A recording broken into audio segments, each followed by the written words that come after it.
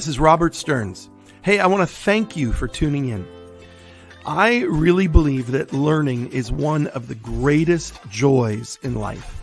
And one of the greatest ways to learn is simply to have meaningful conversations, both with those who come from a similar background as yours, as well as those whose background might be very different.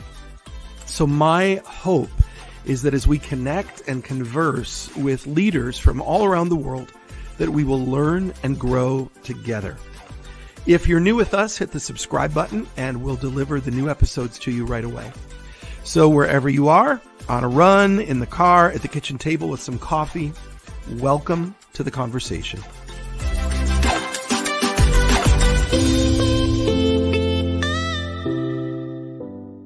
And it is Thursday night, folks. And you know what that means. Thursday night, we get together. We gather together for Bishop and the Rabbi. Hope you are doing great. Hope you're having a wonderful week. As we look towards Shabbat tomorrow, we prepare to welcome Shabbat tomorrow. But tonight, we spend time together studying the Parsha. And we are living here at the address of what we call Jerusalem-based Christianity. What did Christianity look like before Constantine? What did it look like before Constantine, the Greco-Romanization of the message of Yeshua, Jesus, who was this Jew who understood himself within the cultural, historic, religious context of his Judaism. So we try to peel back the layers of this onion. We try to get to the depth, the heart of really first century followers of Jesus. And we're amazed that in this generation, 2,000 years later, the followers of Jesus, the Christian church, and the family of Jesus, the Jewish people, are finding one another in friendship, connecting together around shared text and around shared values. Many times we have very different theology. We differ specifically around the concept of who is Jesus, who is Messiah. These are differences that we respect and we recognize are there, but there's a tremendous amount that we do agree on. And by the way, what a boring thing life would be if you only spoke to people that you agreed with, right? How do you learn? How do you grow? It's by interacting and conversing and being together with those who are different than you. Just before I introduce our special guest tonight, his first time on Bishop and the Rabbi, I want to mention very briefly, you've got a month and a week, 5 weeks out till East Coast Conference. So I want you to join us here in Buffalo, July 13 through 16. Go to eagleswings.org/ECC 2023. That's in the comments right there. Look down to your comments section. By the way, sign in, give us your name, your city, your state, your nation. Where are you watching from? It'd be a huge help if you hit the share button right now. That gets the algorithms moving, that gets this out into the stratosphere in internet land. But join us for East Coast Conference next month. It's going to be an amazing time in Buffalo. Listen, folks, years ago, I'm guessing 15 years ago, when we were brand new at all of this, we didn't know what we were doing. Listen, I'm not sure if I know what I'm doing now, but I definitely didn't know what I was doing then. There was a rabbi who took a chance on us. He didn't know us. We were brand new at all of this, but he said, listen, I want to open the doors of my synagogue to you. And we had the privilege of being with Rabbi Clifford Kulwin, who at that time was the senior rabbi of Temple B'nai Abraham. He is now Rabbi Emeritus, but he has an incredible background. Not only did he serve as pulpit rabbi there, but he has this ability in languages, both in Portuguese and in Spanish. And of course, this taps us into the whole concept of Sephardic Judaism. We understand the primary breakdowns between Ashkenazi and Sephardic, and Rabbi Kulwin has reached out to the Sephardic Jewish community in places like Argentina, in places like Brazil, and other Latin American and Portuguese-speaking nations around the world. He is a regular writer in the Los Angeles Times and the New Jersey Star Ledger. He and his wife, Robin, reside in Montclair, New Jersey. And I haven't seen him for years, but through some mutual friends, we have reconnected, and we are thrilled to welcome him back for the first time now, getting back in touch, but the first time guest on Bishop and the Rabbi. Rabbi, are you there? Bishop Stearns, I am indeed here, and it's a pleasure to see you again as well. Thank you for the invitation. I'm happy to be here. Great to have you, my friend. Good to see you again.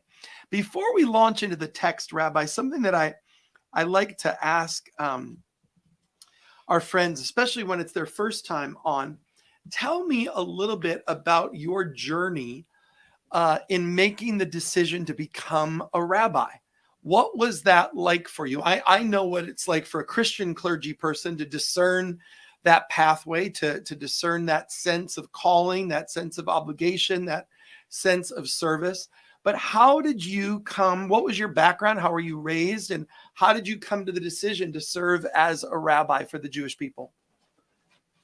It's not a particularly dramatic story. I wish it were better. I grew up in a Jewish family in Champaign, Illinois. My parents were both from Chicago. My father, a doctor who, when he was ready to hang out a shingle, they decided life in a university town would be fun, which it was. They were involved in Jewish life. Our family was active in Jewish life in this community. And I had a couple of great role models as rabbis. In the back of my mind, I always thought, I think I would enjoy doing what they do. I think I would find it both meaningful, both the cause part of it, but also the day-to-dayness, what a rabbi actually does in his or her professional life. And those were kind of inchoate thoughts until I was finishing my undergraduate degree. And I really hadn't given a lot of thought to what was going to come next. And when it came time to truly start thinking about that, that's what popped into my mind. And I went directly from college to rabbinical school and never looked back. It's been most satisfying. Now, a lot of Jewish young people and rabbis will do like a gap year in Israel, or they'll study in a yeshiva in Israel. Did you ever have the opportunity to do that? Not before rabbinical school. Interestingly, my children both spent a lot of time in Israel. They're both in their late 20s. Correction, my son is now 30. I have to get used to that. But when I was in rabbinical school, I spent about a year and a half of those studies in Israel, and have probably been in Israel about 80 or 90 different times for various reasons. So it's certainly familiar territory. And then, Rabbi, I'm curious, what was your connection to Spanish, to Portuguese? Was that a family connection, or was that an interest that you took on? How did that begin? I can explain with two words: Mr. Romero. Mr. Romero was my junior high school Spanish teacher, and he was an amazing teacher.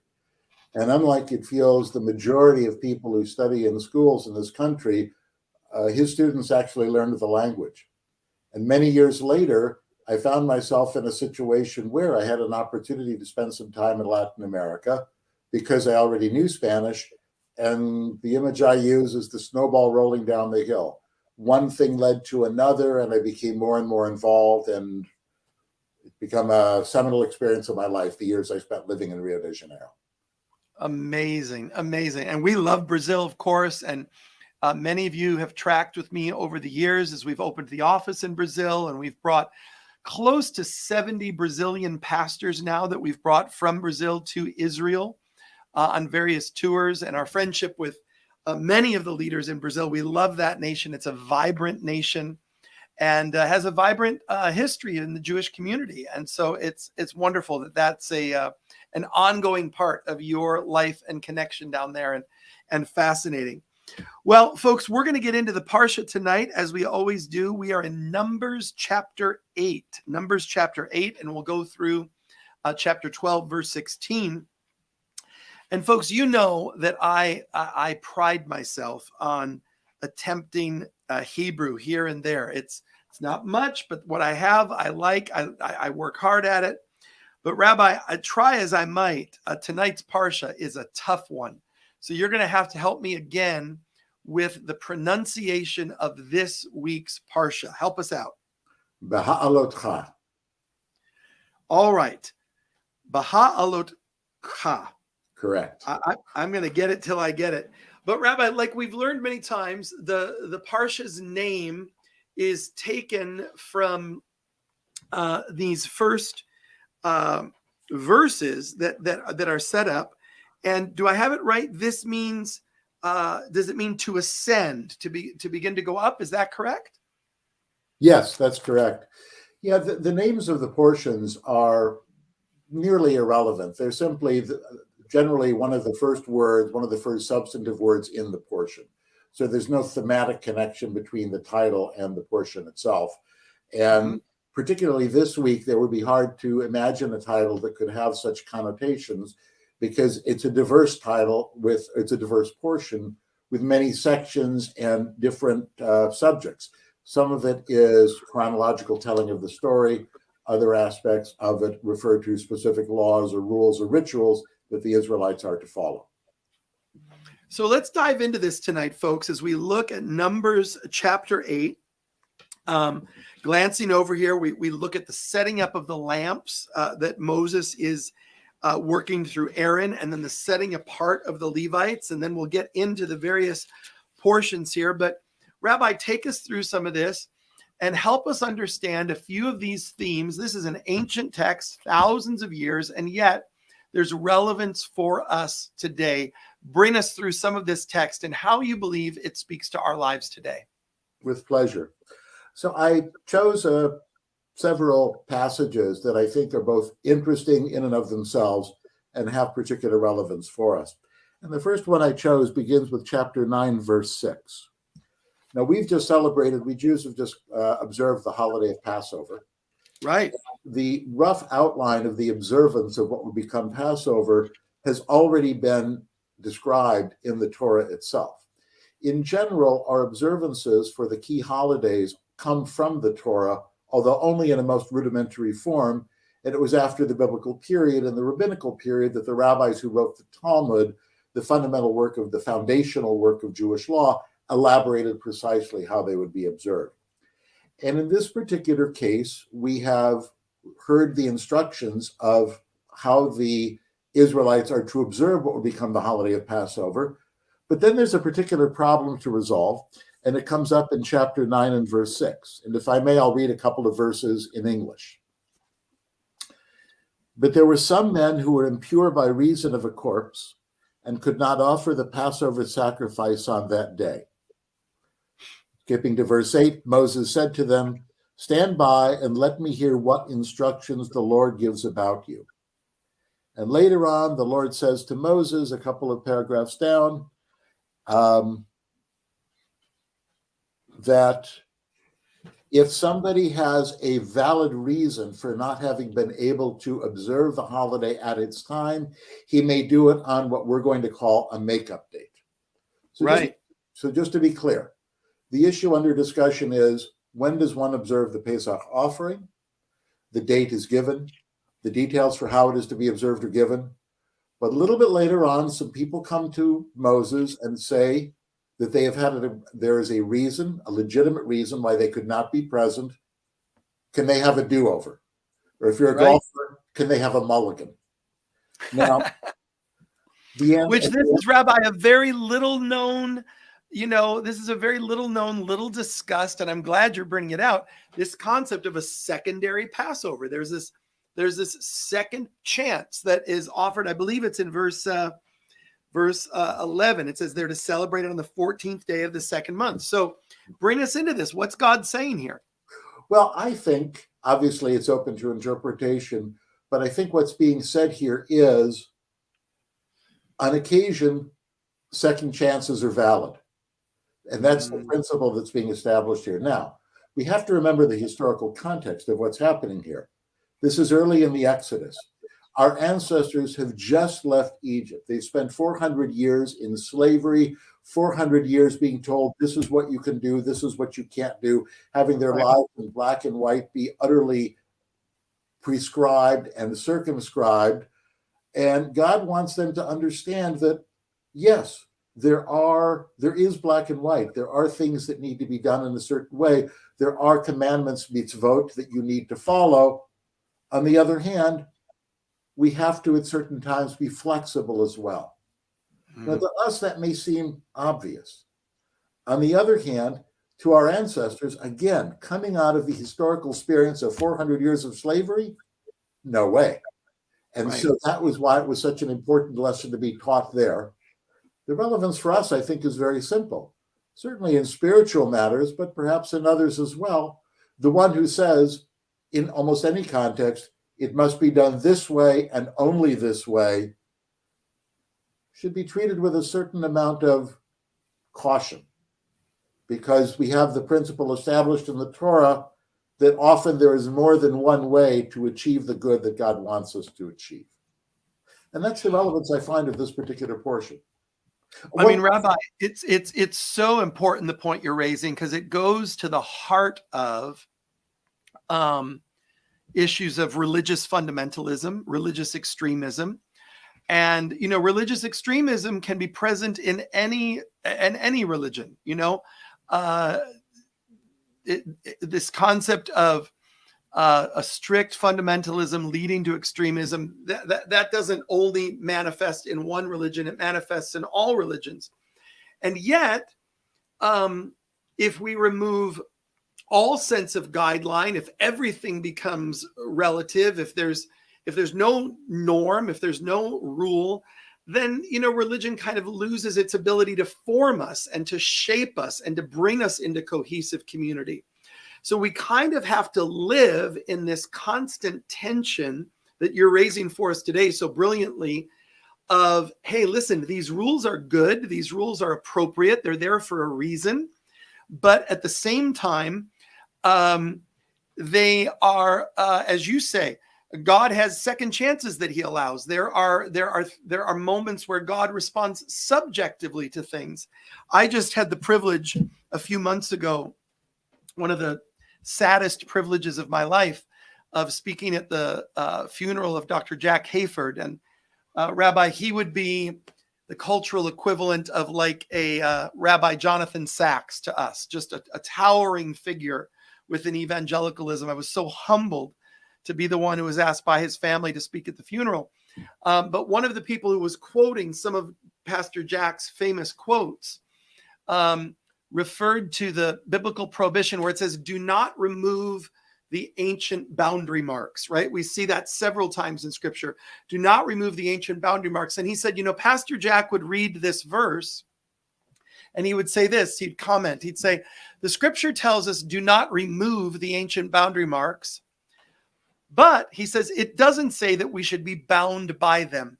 Don't remove them, but also don't be bound by them. Be aware that they're there, but you need to continue to grow. You need to continue to flex. And I think that's what you're pointing us to today. And it speaks to us in a world, we spoke just before we came on camera, we are living in a world where the algorithms are consistently poisoning our thinking, causing each side to be more and more fearful of the other, demonize the other more and more. Extremism is growing. We need to combat fundamentalism in our day. Speak to that for us. Absolutely. Imagine, look at this from another perspective, but we're going to come to the same place. You are an Israelite. You've been a slave. Your ancestors have been slaves for 400 years. And out of nowhere comes this man, Moses, and out of nowhere comes this God of whom you knew nothing previously. Right. All of a sudden, he says, get out. You don't even have time to bake bread. Ergo, we have matzah. You run to the Red Sea. It opened before you. It closes after you, drowning Pharaoh and his soldiers. You are both, delirious with happiness because you have escaped slavery, but you're also probably scared to death because what is going on here? This is all new to me. And so if I were God, one of the things I would want to transmit to the people is, I have a gentle side. Yes, I am the God who on the one hand took firm, severe action when it was necessary. Wow. But let me show you another side of myself now. This commandment that I've given you to make this observance of this seminal experience of your lives as a people, but not everybody's able to do it in the way I commanded. then let's talk about how we can make that possible. Beautiful. A definition of a kind of, if you will, going back to your terminology, an anti-militancy is revealing itself. That's what I see here. Yeah. That's one of the reasons I find this text so important. So important and beautiful. And thank you for choosing to start off our teaching this way, highlighting that. Again, folks, this is a little known nugget here for us. Passover, by the way, Rabbi, Passover is very much catching on within the Christian world. More and more folks are realizing that the power of that story, all of us have faced Egypt in our lives. All of us have faced pharaohs in our lives. All of us face these Red Sea moments where life seems impossible and how are we ever going to get out? And so more and more Christians are embracing, I think, which is a good thing, the story of Passover. Well, you may think it's for religious reasons, but I'm going to offer a challenge to that. No. If you look at a stereotypical assimilated Jewish family that has very few Jewish observances whatsoever, but if there's one observance they do in which they are going to make, most of the time it will be Passover. Why? Because it's fun. Yeah. Because and it was really a brilliant creation of what is, as a pedagogical device. We want to implant within people knowledge of this story. We want to imbue with them a sense of gratitude for what God did. We want it seared into their minds, the experience that this has had, so they always take it with them. Let's put together a bit of drama, a bit of theater, good food, wine, everything together. And it is that some music. Throw in the Dayenu in there. Throw in the Dayenu, some good music, right? It's this multi-sensory experience, this multi-sensory educational experience that communally translates down generation after generation. Absolutely. You're hiding the afikomen, right? So the kids have it's a little bit of everything all in one holiday. I love it. It is. The only one that rivals it, I think, is maybe Purim. I mean, Purim is up there as well. It's kind of Purim's up there with the drama and the fun. Absolutely. All right, Rabbi, fantastic. Well, bring us to another passage, another nugget out of this parsha, Rabbi. Okay, let's move down just a few verses to verse 15. We're still in chapter 9. On the day that the tabernacle was set up, the cloud covered the tabernacle, the tent of the pact, and in the evening it rested over the tabernacle and in the likeness of fire until morning. Again, we're early in the journey, and very quickly God establishes God's presence as a pillar of smoke during the day, a pillar of fire by night. And with so much in the Torah, what I call the Hebrew Bible, what you call the Old Testament, and so much in the Torah, we are told the what, but we're never told the why, which is why we must interpret, because we don't know the why. But in this case, I think the why is a pretty obvious one. And I'll say it with an analogy. If I am an employer and I am training a new employee, and this employee is performing some task that they have never performed before, I show them how to do it. But if I'm smart, I don't walk out of the room and leave them alone. I stay close by. I stay in contact. I make sure they know I am there so that if there's a problem, they can simply call me. Or a more emotional response. Parents know how important it is that our children know we are there for them. Right. There are different ways in which we make that happen. We may be a constant presence. We check in periodically. We simply shower with them love in a way that gives them the confidence to know we will be there for them. We go back to the historical experience of our Israelite friend. He has come, the world he knew was awful, but it was still the world he knew. All of this is new to him, and it's pretty scary. Yeah, it was familiar to him, and the modern sciences teach us that, these brain patterns, these synapses, these neural pathways, even if something is not what we want ultimately, but it is what we know. We gravitate back to what we know. And so that thus the children of Israel, it would have been better for us to at least we had this in Egypt, right? Mhm. And that speaks to the overall psyche that, listen, anybody who's ever been on a diet knows that, right? Like you always gravitate back, or you've tried to quit coffee or quit cigarettes or whatever the particular vice is. You might mentally know, I don't want to be there, but there's something in the neural pathways that's been ingrained. And so what you're speaking to, Rabbi, is you're speaking to Hashem, speaking to this generation of slaves and saying, listen, I'm trying to give you a new identity here. Absolutely.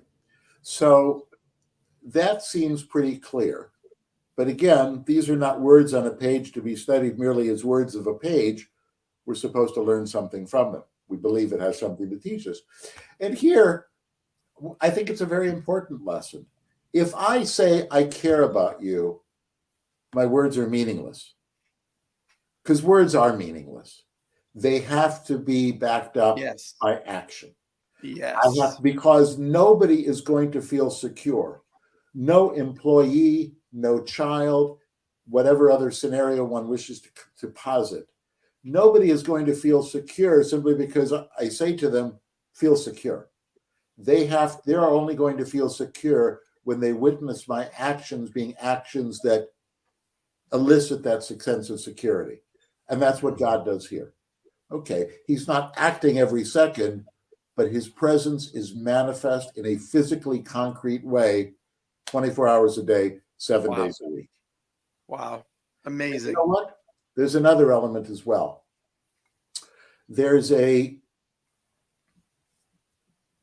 I'll tell it a different way.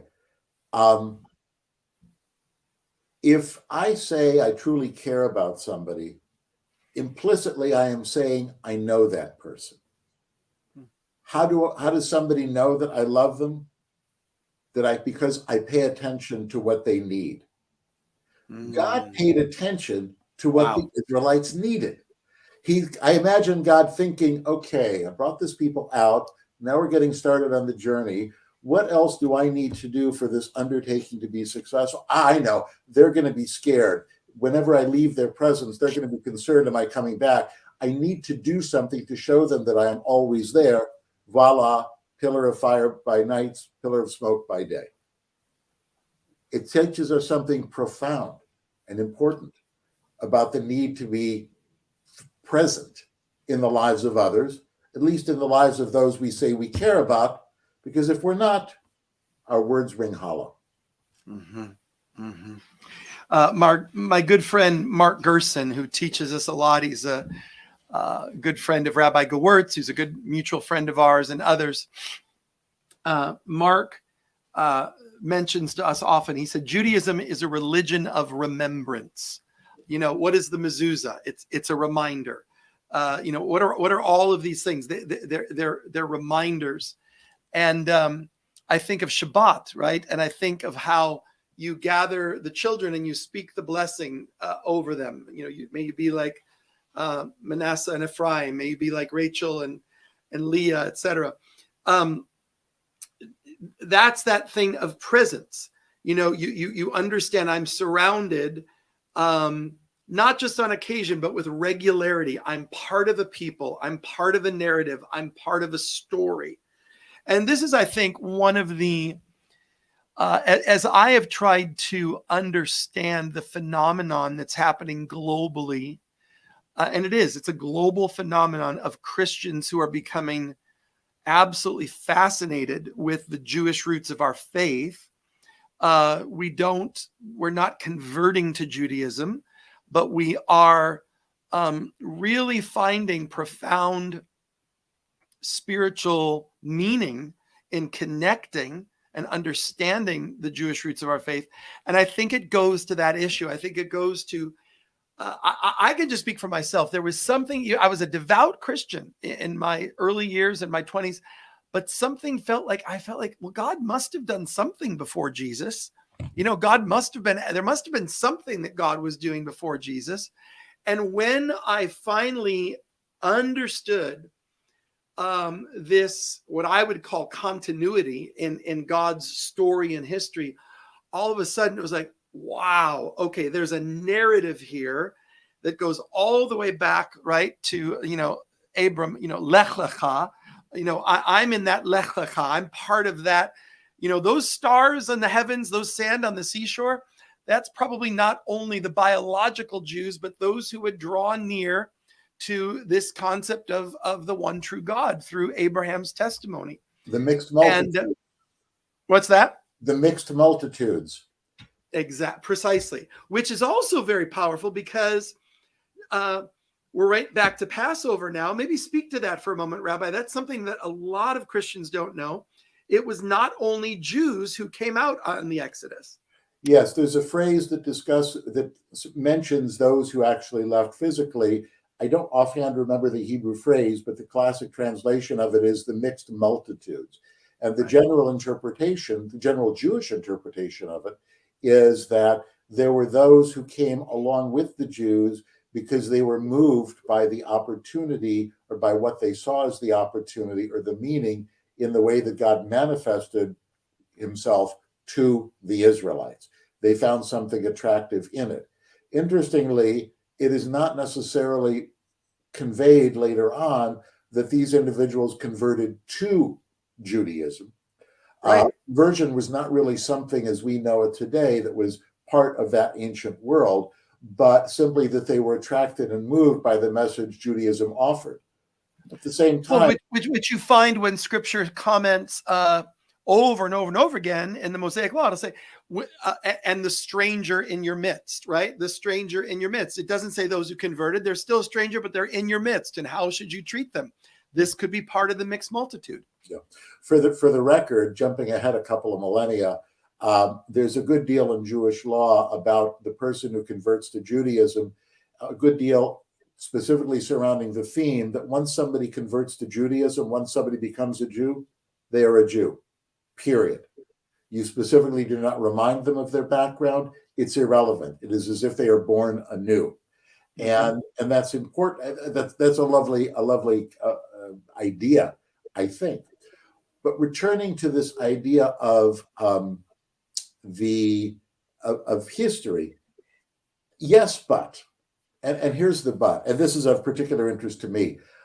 When I worked on a doctorate in Jewish history at Columbia University, and I went to this particular university because my professor was a very famous historian of Judaism, no longer living, named Yosef Yerushalmi. And I wanted to study with him because I was so taken with a very small, elegant book he wrote called Zachor, which is the Hebrew verb remember in its imperative sense. And I think the subtitle of his book is something like A Rumination on Jewish History and Jewish Memory.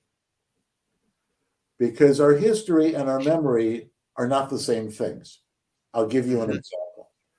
There are many events in our history for which the only source is the Bible itself. There's no archaeological evidence. There's no other text that survived from that period. We simply don't know. So on the one hand, it's part of our collective history, but it's not necessarily part of history. Right. It might be more accurate to say that it is part of our collective memory. Here's the key part. The Passover Seder, the Passover story, whether it actually happened as recorded in the Bible or not, is irrelevant to me. Because the book has, my own faith, a sacred origin to it that we will likely never know. But the fact that it has endured for so many thousands of years speaks to me of the special power, significance, and awe that it has, and awe that it elicits from those who are exposed to it. Or did you ever read or come across, Mark Twain wrote a famous essay called On the Jews. I don't know if you've ever heard of this. It's short. It's only about 1,000 and 1,200 words. And he doesn't really give an answer, but he ruminates on why the heck have the Jews been around for so long? The Chaldeans, the Samaritans, he goes to a bunch of peoples that came. This is the one where he comments all things are mortal except for the Jew. Exactly. And so we on the one hand we have this dilemma, because on the one hand we absolutely are a historical people. On the other hand, the historicity, the accuracy of the history in objective sense is of lesser importance to us. You know, Rabbi, you're making me think. One of my favorite Christian authors, who I just absolutely love, she's passed away. I had the privilege of meeting her at the Cathedral of St. John the Divine in Upper Manhattan before she died. But her name is Madeleine L'Engle. A Wrinkle in Time. Yes, absolutely, for sure. Yeah. Mrs. Stryker read it to us in 5th grade, and every day we would beg her, "We'll behave today. Please read another chapter." Right? Incredible book. Incredible. To me, some of the best theology in the world is found in that little children's book. And I had the privilege of meeting Madeleine, and I continue correspondence with her granddaughter, who is her literary executor. But somebody was getting into a fight with her about, the story of Jonah and the whale, and, did this actually happen? And could, they're desperately trying to prove that there could be a whale big enough for Jonah to live in, and that he could live for 3 days, and on and on. And it's going back and forth. And Madeleine comes out and she says this. She said, "Worry less about facts." She said, something can be true. What did she say? She said, something does not have to be a fact for it to still be true. Something does not have to be a fact for it to still be true. And that's what you're saying, Rabbi.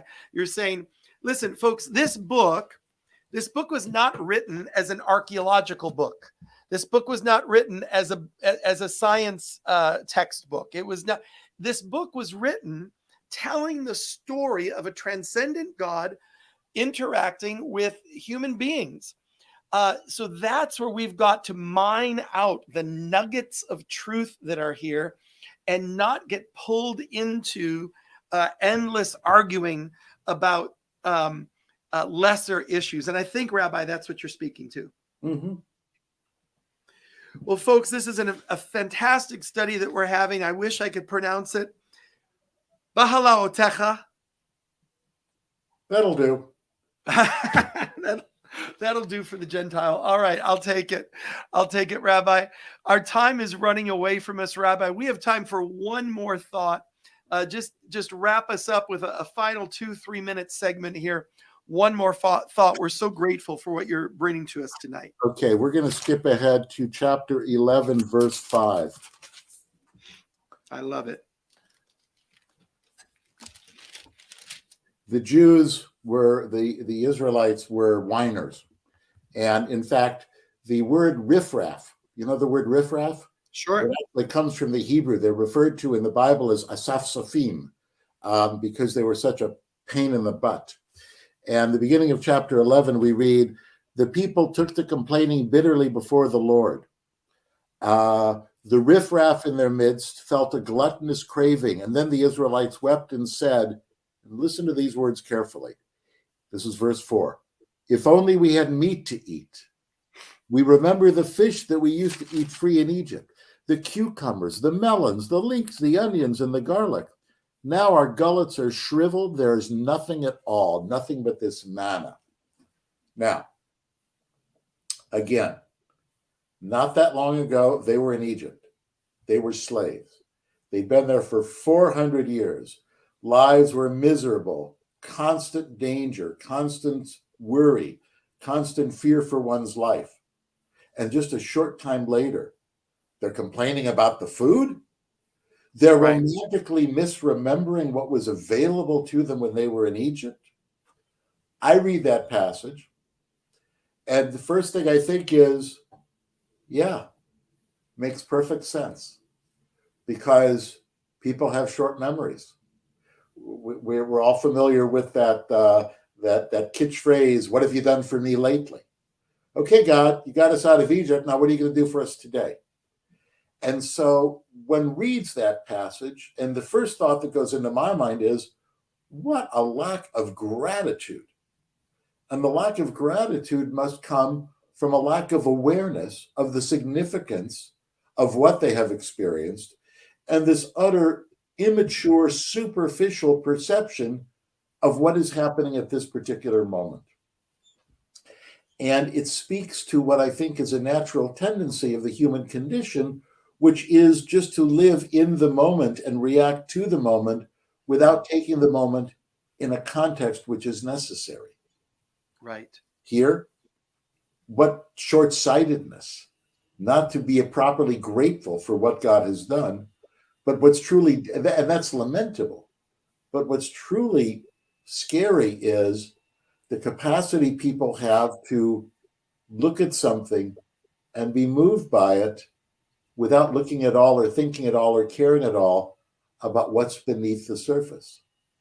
You spoke before of the polarization of today. Without getting into sides, oftentimes some of the most outrageous comments are extraordinarily specious. They have no weight to them whatsoever, but we must examine them to understand that and not take them at the value at which they present them. Still, in all, I think the most important point about this is merely the importance of ongoing gratitude, both for the reason I suggested and for one more reason. If there is a characteristic that both of our traditions teach, it is the characteristic of humility. And humility is impossible without gratitude. Gratitude will come when one has an awareness of what one should feel grateful for, which means actual thought, actual perception, actual ratiocination. And so here we see the Israelites being, well, obviously being stupid and being and whining, and maybe to a certain extent acting out from the fear they have. But what scares me the most is they're acting like the kind of people here who could turn into the kind of people they just ran away from. Wow. There it is. And I think that is part of the lesson that God was trying to teach here. And just one more phrase about this, just to show you that the Bible has a sense of humor. Later on, God says to Moses that he's going to provide quail for them to eat. And he says, I'm going to provide enough quail until it is coming out of their noses. In the ancient world, they knew that was anatomically impossible. It was a bit of divine hyperbole, but it was also a bit of humor, truthfully, that God was using to try to get the point across that God wished to convey here. But this idea of the importance, the Israelites here serve as a negative example of the importance of being aware always of those to whom we owe much, because they're always those to whom we owe much. What is the prayer, Rabbi, every morning? The Modeh Adonim? Modeh ani lefanecha. I thank you, O God, for all that you have done for me. Every morning, the first thought is as we awaken, just to begin. Rabbi Dunner, my friend in Los Angeles, he said, we Jews are commanded to thank before we think.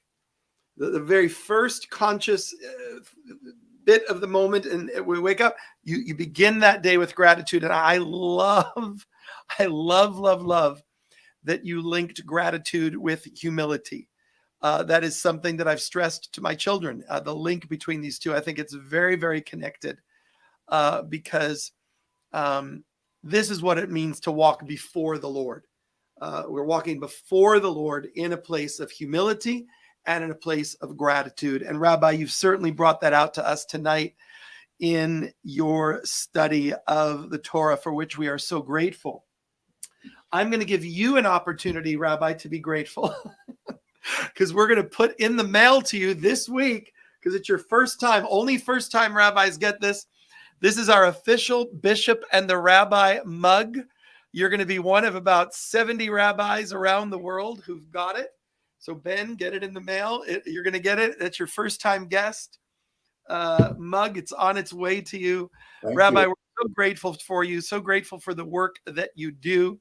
Do you put out any, some rabbis put out teachings? Is there any social media that you put out? I know you do a lot of writing. If people want to follow or connect, is there anything you want to throw out in that regard? Not really. I don't. But if you put my name into Google, you'll see some of the newspaper articles I've written. Fantastic. And we'll put that into the chat. Rabbi, it's been 15 years since we had a meaningful conversation. Hopefully it will not be that long before we talk again. Agreed. Wholeheartedly. It's great to see you again. Thank you for your time, and God's blessings and shalom on all that you do. To you as well. Thank you so much, Bishop. God bless everybody. Thanks for tuning into this edition of Bishop and the Rabbi. And remember, keep praying for the peace of Jerusalem. Good night, everybody.